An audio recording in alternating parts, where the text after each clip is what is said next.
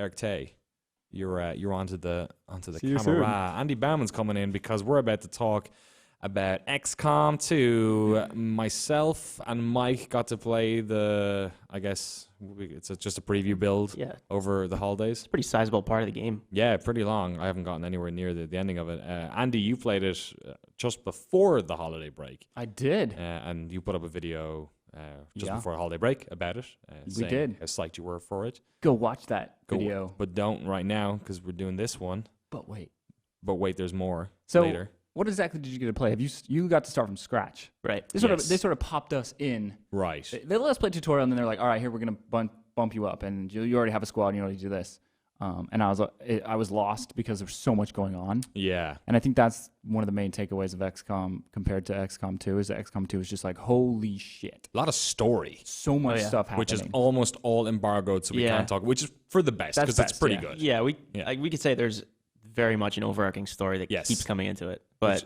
I think that's the extent of what we can talk about. Okay. All right. So, but the preview build we saw was essentially the game. It just, I guess it stops closer to the end. It doesn't show you all of it. But we did all the early tutorial stuff, all the early stuff again, which we can't talk a lot about. Okay. You died a lot?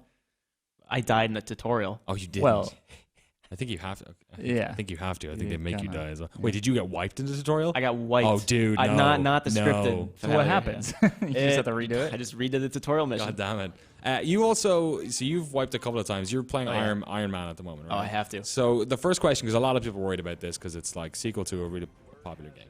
Some people weren't worried because they're changing up a lot of the enemies and your role as you're this guerrilla sort of aspect instead of being on the front lines.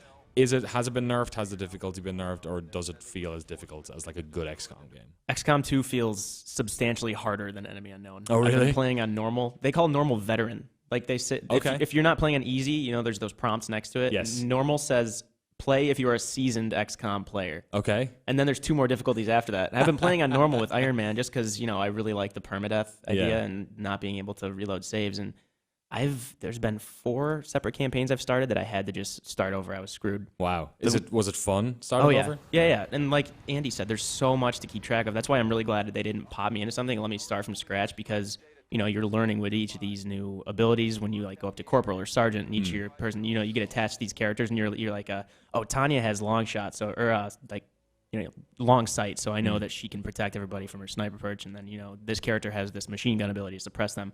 You really get to know the characters.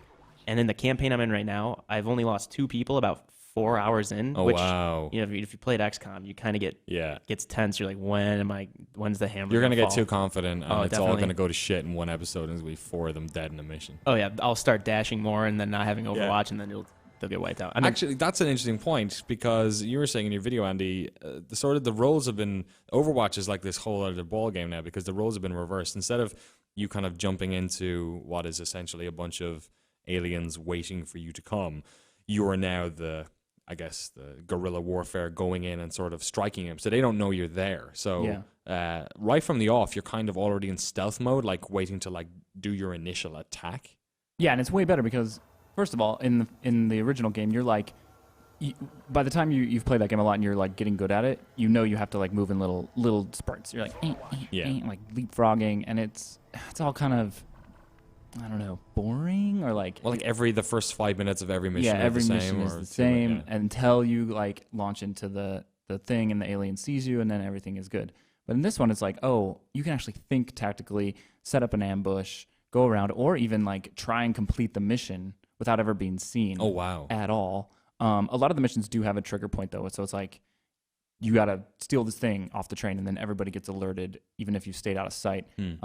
And you could potentially run after that and just try to get the hell out of there. Because these missions in XCOM 2 have extractions mechanic where you like get to a thing, you throw down like a flare or whatever, and then your ship comes and then you just get everybody there. It's weird. Like they've added a bunch of the mission types are a lot more varied as well. It's not just the kill everyone scenario, which those would have been because you were basically going to crash UFO sites and clearing them, but now it's like a lot more extraction stuff, a lot more timers where you have to get to bombs and stuff. And what I like about that sort of intro part, Mike, is the line of sight of the enemies. Like sometimes they're on patrols, so sometimes their line of sight is moving between turns. It's crazy. Yeah, and there's these red tiles that it shows like an eye on it. You know, if you step on that, they're gonna alert you. Unless you get this ability later on with the Rangers, where you can walk right through those. Which Really? is awesome. Yeah. Because and then the Ranger who has that also has one where if the rest of the team, so they see one of your team members, the entire team's revealed. Okay. But I have this one Ranger. Her name's Kelly, and she's Irish. I love how you know their names as well. Actually. That's why I love this game. Yeah. And you know, she's got this ability where the rest of the team gets revealed, but she stays concealed. So you can flank with her. Perfect. That's awesome. Cool. You get like a 95% chance to hit, and it's a critical. She's got this like laser shotgun. Oh, it's awesome. And yeah, the mission objectives just change so much. There's, you know, like extract, like Andy said, sometimes you can just sneak up. You have this thing you have to extract, and then you can just get right up to that without alerting the enemy if you're good enough or patient enough, I guess. That's crazy. Unless there's a timer, which those ones, like I'm a really conservative player. Like I almost have, if I have like a 5-person squad, I'll have 4 on Overwatch and have 1 move up, and then yeah.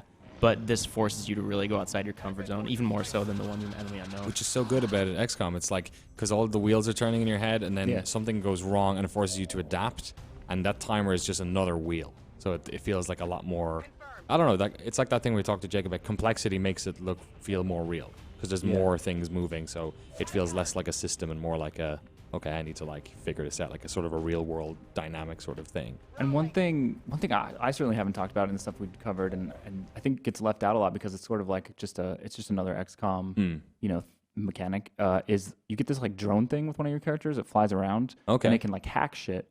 And one of the coolest things they've done is, this is really hard to explain without like being able to see it in person. Right. But basically, you have like 3 options of hacking. Like a easy version that just like gets it done, a harder version that like has a % chance of like giving you some sort of bonus, or like a super hard version that has like a really small chance of giving you like a really good bonus, but also fucks you if you don't hit like that sets off an alarm or something. Yeah, and like just like poison gas just comes over to your whole team and you die or something like that. I don't know if it's that dramatic, but I'm sure like there is one that is that bad. So that and that thing can just like go so far. So a lot of the missions, you can like, you know, stay stealthy and then use that thing to go in and like do the hacking, turn like a turret against the team. So there's just like all these other options that it gives you, because a lot of the bad guys in this they have guns. They're not the sectoids as you know, the first tier enemy of the first game.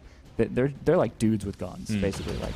And they also have like cars that they pull up in and have those. And you saw this in the original trailer that they released, where you like hack it and it turns it against it. But those are like all over the place but here's the question too that I just thought of.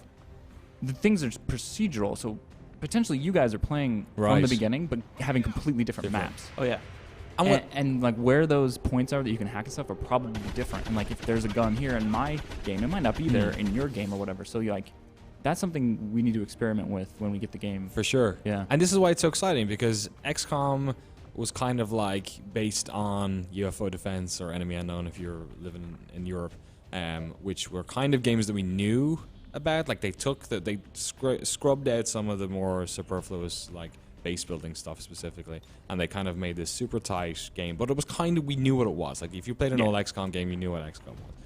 So the one criticism you could say of XCOM 1 is it wasn't very replayable, because it was kind of the same thing over and over again. And also it was kind of like we knew what it was. Whereas what we're talking about here, we're mentioning like the hacking, the drones, the fact that you're on like the other side of the combat scenario, the fact that there's all these different types of baddies. Like this game is just so varied, and that's why it's like so exciting. Not for like one reason, but for like all of the reasons combined. It just feels like doesn't feel like a simple sequel at all. Oh no! And the strategy layer, like I don't even know how it builds up. But like the part they dropped us in, it was like already like all these missions to choose from. You want to go get technology here, you better do that. But you're wasting time because the enemy is building a thing, and if you don't like stop them, like the game is just done. And your base flies. And the Avenger.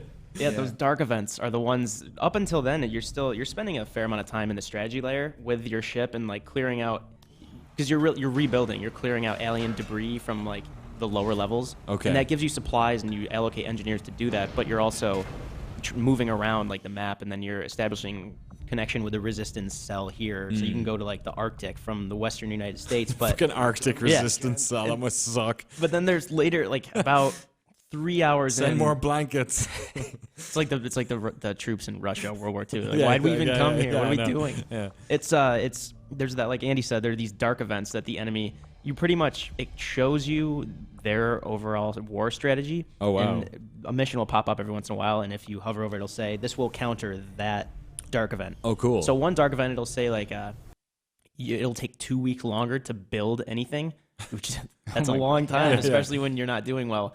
And then it says, but, you know, if you succeed this mission, that'll negate that, and you'll also get the bonus from something else.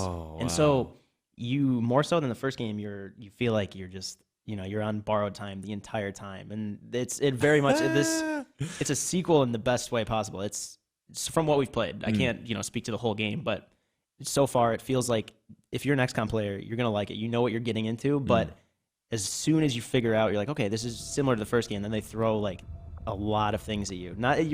You're overwhelmed, but in a good way. You're figuring things out, and you know, by the time I was in my 5th campaign, I'm like, all right, so the specialist, the one with the drones, you can either make them a medic because you can do remote healing, right? Which cool. I really love having. Like Yes. I try to bring like 2 med kits with me. So, but you can also, like Andy said, make them a hacker. You find these towers, and you know, it'd be like, you know, you get a 50% chance. If you succeed, you'll have a 75% more critical hit chance. Oh, but if you Jesus. fail, every time you get hit, it's going to do 3 extra damage. Oh, no. Which, when your soldiers have 5 health at the beginning, okay, I don't know that I want to do Big that. risk. And they shoot hard. The yeah. enemies in this game take off a shed load of health right from the off. Man, and we haven't even mentioned the customization. That's Oh, yeah, it's deeper crazy. Yeah. and like more fun because you put like decals on your guns, name your guns. There's like way more intricate stuff. Gun mods. You can There's, make like a, what was it? Was people it like, mods basically. there's like a pool of dudes and dudettes you can make, which basically get pulled oh into yeah, they every get pulled game into you every do. game. It's like Forgot so about you can just that. make your mom once, Yeah. and she'll be in like she might show up. She might show up as part of the resistance, I think, as well. And like they put them in as like other characters too. It's fucking Yeah, they show up in like the Skype cams when they're asking for help. And I made Mike Mahardy right off the bat just because. Oh, yeah? He's in the pool now. Man. Yeah, and I gave him like this red bandana, and his gun is red and black, and it looks like the Gears of War assault rifle. First mission, he gets sniped in the face. It's like, oh, there goes Mike. Well, he You'll might show see up him next time. He might show up in your game now. It's all There you connected, go. right? Yeah. It's And fucking then cool. as soon as that game comes out, there's mod support, so there's gonna Yeah. be even better guns, decals, and stuff. Like the Macho Man mod is gonna be there. day I one. think the 3 of us are probably like folks who would be very skeptical of a bad XCOM game. I feel like we'd be very sensitive to a bad XCOM game, but it sounds like we're all on the same page. This game's pretty fucking fun, and we're really excited about it. Yeah, looking Oh, forward to what, dude. February 5th? The release date? Yeah. You I don't know. You're the should fucking. know. It is. You're the guy. It's February 5th. Yeah. Yeah, I You're can't Mike wait. Mahardy. I can't wait to get the full game. February 5th. Yeah. There you go. All right. Let us know if you're excited about XCOM Dose. XCOM. XCOM Dose. XCOM give it to you, everyone, in the comments below. Thanks very much.